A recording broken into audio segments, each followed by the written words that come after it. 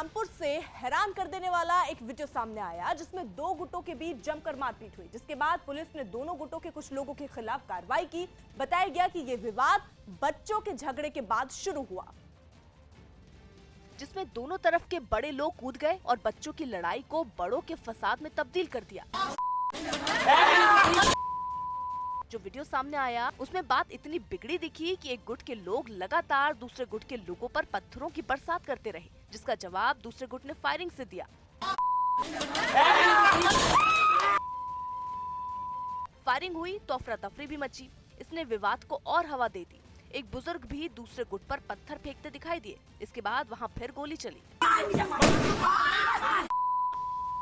हालांकि इस वीडियो के वायरल होने के बाद पुलिस ने दोनों गुटों के 6 लोगों को गिरफ्तार कर लिया। सौभाग्य की एक बात यह कि रामपुर में इस झगड़े की शुरुआत बच्चों से हुई, लेकिन माना जा रहा है कि बच्चों के बहाने गांव में मौजूदा और पूर्व प्रधान ने चुनावी रंजिश निकालने की कोशिश की। दावा किया गया कि एक गुट ने राइफल से फायरिंग की, जबकि पंचायत चुनाव की वजह से यूपी में सभी लोगों के लाइसेंसी हथियार जमा कराए जा चुके हैं। पुलिस ने इस मामले में दोनों गुटों के 2 दर्जन लोगों के खिलाफ केस दर्ज किया है। कोरोना से बिगड़ते हालात पर प्रधानमंत्री ने 11 राज्यों और केंद्र शासित प्रदेशों के मुख्यमंत्रियों के साथ एक अहम बैठक की, जिसमें पीएम की ओर से कई जरूरी सुझाव दिए गए। न्यूज़ 18 के विक्रांत यादव की रिपोर्ट है कि इस बैठक में पीएम नरेंद्र मोदी ने राज्य को हर संभव मदद का भरोसा दिया। साथ ही प्रधानमंत्री ने यह भी बताया कि ऑक्सीजन सप्लाई बढ़ाने के लिए इससे जुड़े विभाग और मंत्रालय मिलकर काम कर रहे हैं। इतना ही नहीं, उन्होंने इस मुसीबत की घड़ी में जरूरी दवाओं और ऑक्सीजन की कालाबाजारी और जमाखोरी को रोकने के लिए राज्यों से कई कड़े कदम उठाने को कहा। तो वहीं इस बात पर भी प्रधानमंत्री ने जोर दिया कि सभी राज्य सरकारें ये तय करें कि ऑक्सीजन टैंकर को कहीं भी रोका ना जाए, और उन्होंने राज्यों के अस्पतालों तक ऑक्सीजन पहुंचाने के लिए एक उच्च स्तरीय कमेटी बनाने का सुझाव भी दिया, जो केंद्र की तरफ से भेजी गई ऑक्सीजन को जरूरत के हिसाब से राज्यों के अस्पतालों तक पहुंचाने का काम करेंगी। जम्मू कश्मीर के गांदरबल से एक डराने वाला वीडियो सामने आया। वहां बीच सड़क पर मौजूद एक मिनी बस आग की चपेट में आकर राख हो गई। हालांकि आग कैसे लगी इसकी जानकारी नहीं मिल पाई, लेकिन वहां से जो तस्वीर सामने आई उसमें वो बस धुंधु कर जलती दिखाई दी। जल्द ही पूरी बस आग के गोले में तब्दील हो गई। बीच सड़क पर जलती बस को देख आसपास मौजूद लोगों में हड़कंप मच गया। आनन फानन में दमकल की गाड़ी वहां पहुंची और आग बुझाने की कोशिश शुरू की। काफी देर की मेहनत के बाद किसी तरह आग को बुझा लिया गया, लेकिन आग की चपेट में आने से बस पूरी तरह बर्बाद हो गई। सौभाग्य की एक बात यह है कि आमतौर पर चलती गाड़ी में आग या तो इंजन गर्म होने की वजह से लगता है या फिर बिजली के शॉर्ट सर्किट की वजह से। गांदरबल के कंगन कस्बे में बीच सड़क पर मिनी बस में आग की वजह भी ऐसी ही कोई तकनीकी खराबी मानी जा रही है। राहत की बात यह रही कि इस हादसे में कोई यात्री या राहगीर घायल नहीं हुआ।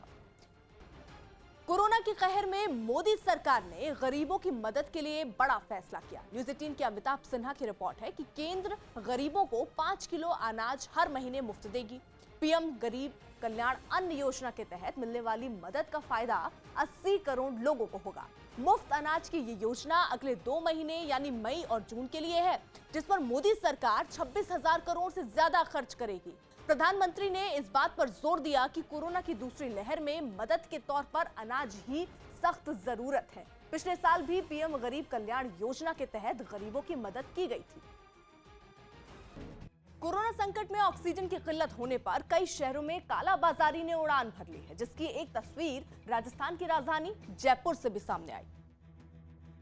जहां ऑक्सीजन की सप्लाई करने वाले डीलर के पास जब हमारी टीम पहुंची तो उसकी दुकान पर ऑक्सीजन सिलेंडर की भरमार दिखी, लेकिन पर्दे के पीछे उसके दाम ऐसे कि खरीदने वालों के पसीने छूट जाएं। 15 से 15,500 के अंदर एक सिलेंडर आराम से मिल सकता है। अगर आपके पास में पैसे हैं तो क्राइसिस के नाम पर सिलेंडर बेचे जा रहे हैं। ऑक्सीजन की कालाबाजारी के मामले में राज्य के परिवहन मंत्री ने साफ किया कि ऐसे लोगों को बख्शा नहीं जाएगा। यदि कहीं भी ऑक्सीजन की या रेमडेसिविर की कालाबाजारी होगी तो उनके खिलाफ कार्रवाई भी करेंगे, पूरा एक्शन भी लेंगे। कुछ इसी तरह की तस्वीरें बिहार के मुजफ्फरपुर में भी देखने को मिली, जहां ऑक्सीजन बनाने वाले एक प्लांट के बाहर गाड़ियों का तांता लगा दिखा। हर एक गाड़ी में ऑक्सीजन भरने के लिए बड़ी संख्या में सिलेंडर रखे थे, लेकिन वहां के बाजारों में हो रही कालाबाजारी ने भी लोगों की रीढ़ की हड्डी को तोड़कर रख दिया।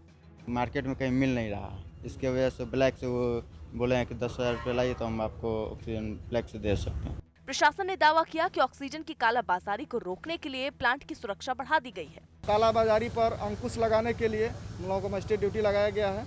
इस प्लांट में कई लोग अपनी बारी का इंतजार करते मिले ताकि ऑक्सीजन की कमी से जूझ रहे मरीजों की जान को बचाया जा सके। सौभाग्य की एक बात यह कि ऑक्सीजन गैस के सिलेंडर की रिफिलिंग 400-500 रुपए में हो जाया करती थी। ऑक्सीजन के साथ छोटे और मध्यम आकार वाले सिलेंडर की कीमत भी 8-10 हजार के बीच है। चूंकि ऑक्सीजन अब लोगों की जिंदगी के लिए संजीवनी बन गया है, इसलिए लोगों की मजबूरी का फायदा उठाकर कुछ लोग ऐसे हैं जो कालाबाजारी कर रहे हैं। पैसे कमाने के चक्कर में उन्हें ना तो कानून का डर है और ना ही इंसानियत उनके अंदर बची है। देश भर में बेकाबू हो चुकी कोरोना की दूसरी लहर से जूझने के दौरान उम्मीद की किरण दिखी है। CNN न्यूज 18 की रिपोर्ट है कि दवा कंपनी ज़ायडस को कोरोना के इलाज में विरफेन दवा के इमरजेंसी इस्तेमाल की मंजूरी drug controller general of India ने दे दी, जिसका इस्तेमाल कोरोना के हल्के लक्षण वाले मरीजों के इलाज में किया जा सकेगा।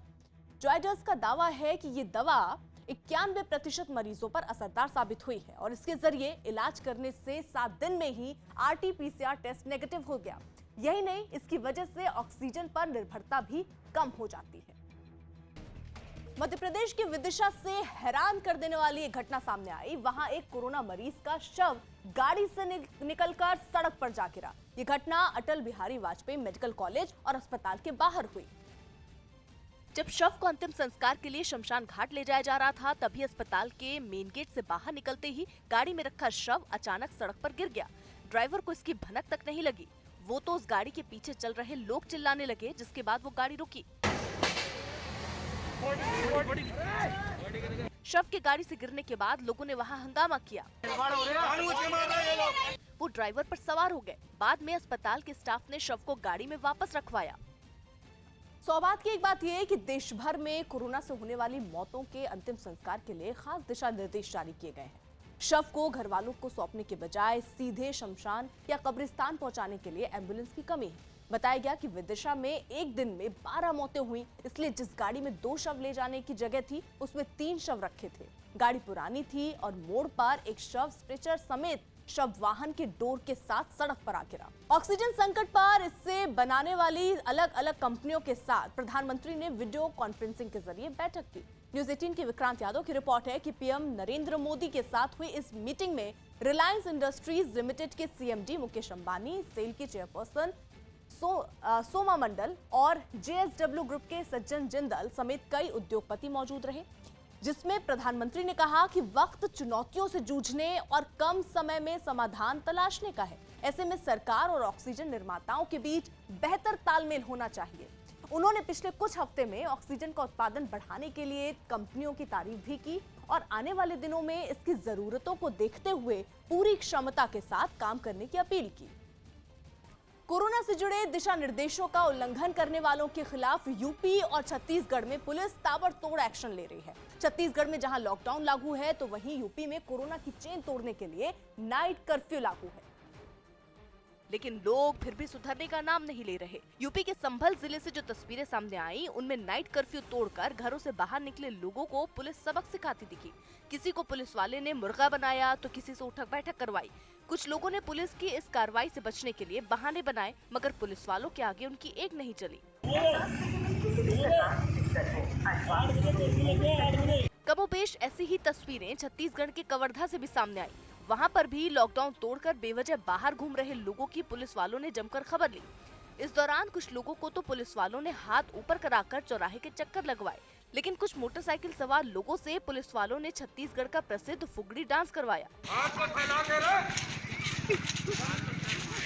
पुलिस की इस कार्रवाई के बाद इन लोगों ने भी दोबारा ऐसा नहीं करने का भरोसा दिया, जिसके बाद पुलिस ने इनको चेतावनी देकर छोड़ दिया। सौभाग्य की एक बात यह है कि कोरोना की नई लहर बेहद खतरनाक है, इसलिए दोनों ही राज्यों में सरकारें कोरोना की चेन तोड़ने के लिए बेहद सख्त हर संभव कदम उठा रही हैं।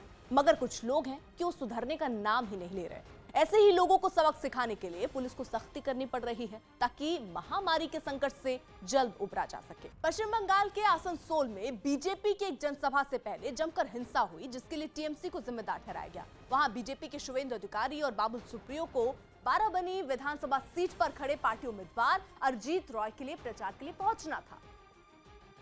लेकिन उससे पहले ही वहां कुछ लोगों ने बीजेपी कार्यकर्ताओं पर पथराव के साथ मारपीट शुरू कर दी। इसके साथ ही कुछ मोटरसाइकिलों को आग के हवाले कर दिया गया। खबर है कि वहां बम भी फेंके गए, जिससे हालात पूरी तरह बिगड़ गए। इस हिंसा में बीजेपी के कई कार्यकर्ताओं को चोटें आईं। फिर तो बीजेपी उम्मीदवार अरिजीत रॉय से भी रहा नहीं गया। वो भी अपने समर्थकों के साथ उन लोगों के सामने जाने लगे जो ये बवाल कर रहे थे, लेकिन उन्हें आगे नहीं बढ़ने दिया। उनके समर्थकों ने उनका हाथ पकड़ लिया ताकि इस मारपीट में उन्हें चोट न पहुंचे। इस दौरान वहां एक पुलिस वाला भी नजर आया जो बीजेपी नेता को समझाने की कोशिश कर रहा था। इस हंगामे के बीच शुवेंदु अधिकारी और बाबुल सुप्रियो का काफिला वहां पहुंचा। उनके वहां पहुंचते ही बीजेपी कार्यकर्ताओं का जोश आसमान पर पहुंच गया। वो उन्हें घटना की जानकारी देने के साथ ही नारे लगाने लगे।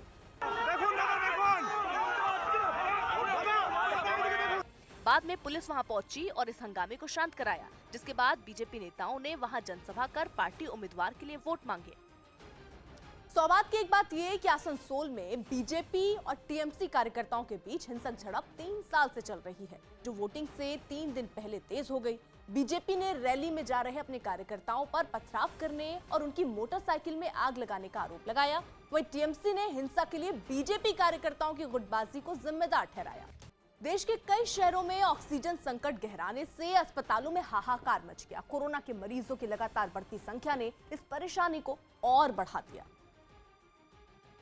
जिसका नतीजा ये हुआ कि कई अस्पतालों ने अब इलाज के लिए हाथ खड़े कर दिए। वाराणसी से हैरान कर देने वाली ऐसी ही एक तस्वीर सामने आई, जहां एक अस्पताल में अचानक ऑक्सीजन की कमी हो गई। तमाम कोशिशों के बावजूद जब अस्पताल प्रशासन को इंतजाम नहीं कर सका, तो उसने प्रशासन से कोरोना मरीजों को दूसरे अस्पतालों में भेजने की गुहार लगाई। कुछ मरीज को तो शिफ्ट करेंगे, क्योंकि ऑक्सीजन का आगे क्या कंटिन्यू वो नहीं क्लियर है, तो बेटर है कि वो पेशेंट जहाँ पे गवर्नमेंट हॉस्पिटल में जो इलाज है उसमें चले जाए। अस्पताल की इस लाचारी की खबर सुनकर तुरंत ही पुलिस और प्रशासन के कई बड़े अधिकारी वहां पहुंच गए। जो भी पेशेंट यहाँ पे हैं, इनको बीएचयू ट्रॉमा सेंटर में शिफ्ट कराया जा रहा है। मध्य प्रदेश के जबलपुर के एक अस्पताल में भी मरीजों को ऑक्सीजन की कमी का सामना करना पड़ा। आरोप है कि इसी वजह से वहां भर्ती 5 मरीजों ने दम तोड़ दिया, जिसके बाद उनके घर वाले वहां हंगामा करने लगे। हालांकि पुलिस ने बीच बचाव किया, जिससे मामला शांत हो गया। परिजनों ने ये कंप्लेंट की है कि प्रॉपर टाइम पे उसको ऑक्सीजन सिलेंडर का बैकअप नहीं मिला है। मरीजों की हालत और परिजनों के गुस्से को देखते हुए पुलिस को तुरंत ही वहां किसी तरह ऑक्सीजन सिलेंडरों का इंतजाम करना पड़ा। अस्पतालों में ऑक्सीजन की कमी से हालात बिगड़ने की ऐसी तस्वीरें देश के कई शहरों से सामने आई। सौभाग्य की एक बात यह है कि पिछले 1 हफ्ते से देश भर में ऑक्सीजन के लिए हाहाकार मची हुई है। यूपी, एमपी, महाराष्ट्र, राजस्थान से लेकर दिल्ली तक ऑक्सीजन की कमी की वजह से मौतों का सिलसिला थम नहीं रहा है। केंद्र और राज्य सरकारें कोशिश तो कर रही हैं, लेकिन ऑक्सीजन की सप्लाई जरूरत से कम है। अस्पतालों के हाथ खड़े कर देने से हालात और बिगड़ रहे हैं, क्योंकि मरीजों की जान पर खतरा और बाकी लोगों में बदहवासी बढ़ रही है। इससे ऑक्सीजन सिलेंडर की जमाखोरी बढ़ने की आशंका भी है।